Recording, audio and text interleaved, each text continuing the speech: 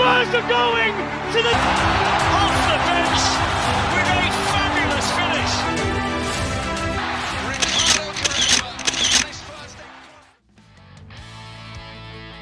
Barcelona musim ini bagaikan pemuda tampan yang menang 3 lomba 17-an di kampung halaman, yaitu makan kerupuk, balap karung, dan masukin paku ke botol.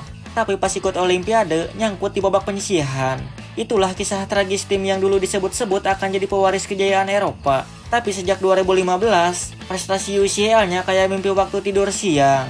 Selalu terbangun sebelum klimaks. Musim 2024-2025 hampir jadi musim sempurna bagi Barcelona. Juara La Liga, juara Copa del Rey, dan juara Supercopa de Espana. Tapi ketika Liga Champions datang, trofi impian, lambang supremasi Eropa, Barcelona malah seperti anak magang yang salah ruangan.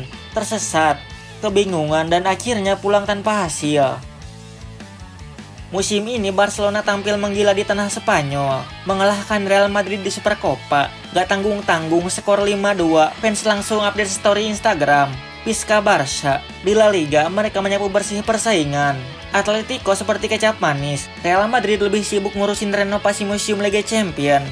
Copa del Rey dituntaskan dengan gaya, tapi tunggu dulu, ada satu tempat yang tidak ramah bagi mereka, benua biru, Liga Champions, arena di mana pemenang sejati dimahkotai, dan disinilah mimpi Barcelona kembali dihancurkan. Kami sudah berkembang, kata fans Barcelona awal musim. Ini tahun kami, kata yang lain, tapi fakta berbicara lain. Sejak 2015, Barcelona belum pernah menyentuh piala si kuping besar. Padahal kalau trofi ini punya sistem cicilan, Madrid udah lunas 15 kali. Tahun ini ketika semuanya tampak indah, langkah mereka dihentikan di semifinal oleh Inter Milan. Bukan Madrid, bukan Bayern Munchen, bukan Manchester City, tapi Inter. Dan langsung dunia sadar, Barcelona bukan kekuatan Eropa, mereka hanya legenda lokal. Sementara itu di Real Madrid membuka peta dunia dan menandai wilayah kekuasaannya. Madrid bukan hanya raja Spanyol, mereka raja Eropa. Bahkan kalau boleh jujur, raja dunia. Tahun lalu ketika Barcelona mulai bangkit dari keterpurukan, Madrid sudah mengangkat trofi Liga Champions ke-15 mereka. 15, bahkan Nokia gak punya model sebanyak itu. Madrid juga bawa pulang Super Copa Eropa, La Liga, dan Copa Intercontinental. Pokoknya, trofi room mereka sudah mirip toko piala dekat stadion. Bedanya, yang ini asli semua. Musim 2025-2026 belum juga dimulai. Tapi atmosfer sepak bola Eropa sudah terasa panas. Dan pusat panasnya, Bernabeu, bukan sekedar panas karena sejarah, tapi karena perencanaan yang nyaris kejam. Real Madrid, klub yang sudah selesai renovasi dan sekarang sibuk menghancurkan semua kompetisi. Xabi Alonso, sang dalang di pinggir lapangan. Kembalinya Xabi Alonso bukan nostalgia, ini langkah strategis. Ia bukan legenda yang datang buat selfie, salam-salaman. Dia datang bawa revolusi. Di Bayer Leverkusen, Xabi bukan cuma juara Bundesliga, tapi tanpa kekalahan sekalipun.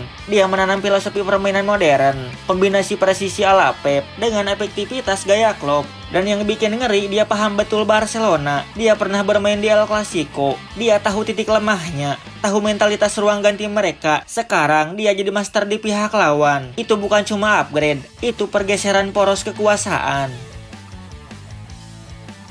Real Madrid tak lagi sembarangan beli nama besar. Mereka beli solusi. Trent Alexander-Arnold adalah jawabannya. Seorang bek kanan yang bisa jadi gelandang, pengatur tempo dari sisi lapangan. Di tangan Xabi, dia bukan cuma fullback, dia bakal jadi arsitek permainan dari zona yang tak terduga.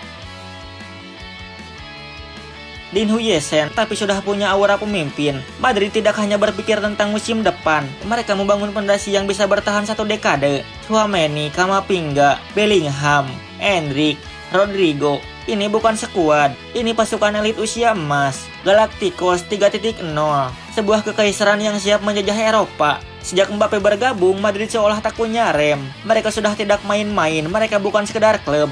Mereka institusi yang tahu cara menang. Dan sekarang mereka punya bahan bakar, mesin dan sopir yang semuanya kelas dunia. Perbandingannya, Madrid kayak tenis, 1 bintang per musim, 1 batu kekuatan tiap jendela transfer. Dan sekarang tinggal 1 jentikan, dan dunia sepak bola tunduk.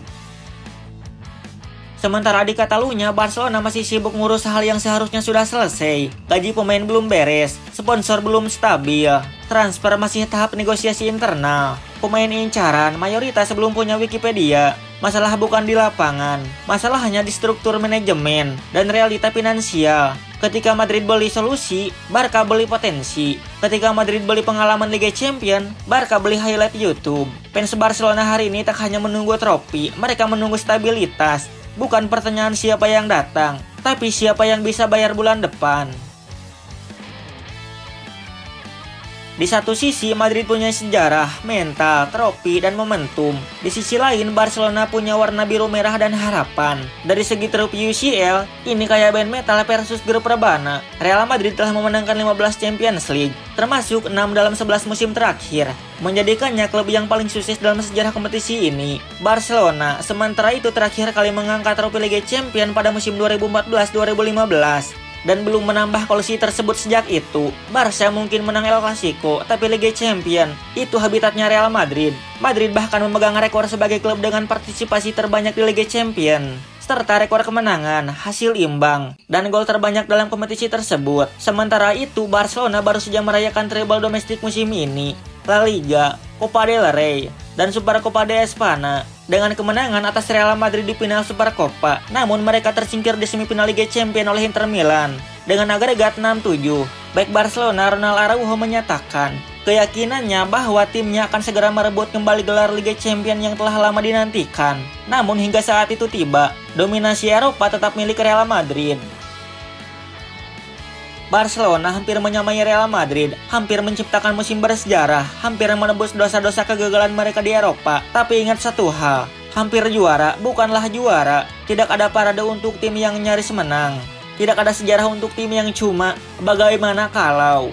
Sementara Real Madrid menatap musim depan dengan skuad Galacticos generasi kedua, Barcelona kembali ke papan tulis, mencoba menyusun ulang strategi, dan berharap semoga musim depan gak cuma jadi meme lagi.